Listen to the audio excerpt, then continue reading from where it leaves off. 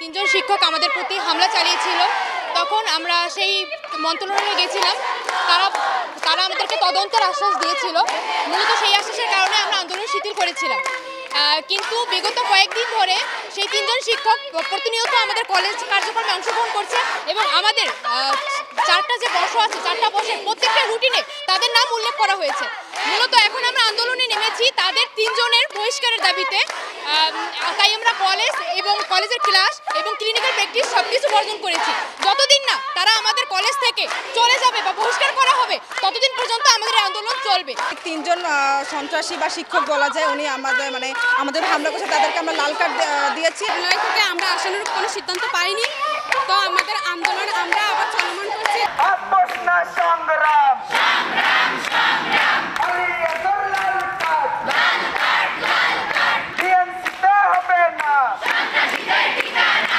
আগামী 7 কর্মদিবসের মধ্যে যদি আমাদের দাবি না মানা হয়, তাহলে শুধু বরিশাল নার্সিং কলেজ নয়, বরিশাল নার্সিং কলেজ সহ বাংলাদেশের সকল সরকারি নার্সিং কলেজ আমরা একত্রতা প্রকাশ করে সারা বাংলাদেশে আমরা আন্দোলনের ঘোষণা করব এবং আমরা সম্পূর্ণ শাটডাউন কর্মসূচি পালন করব ইনশাআল্লাহ।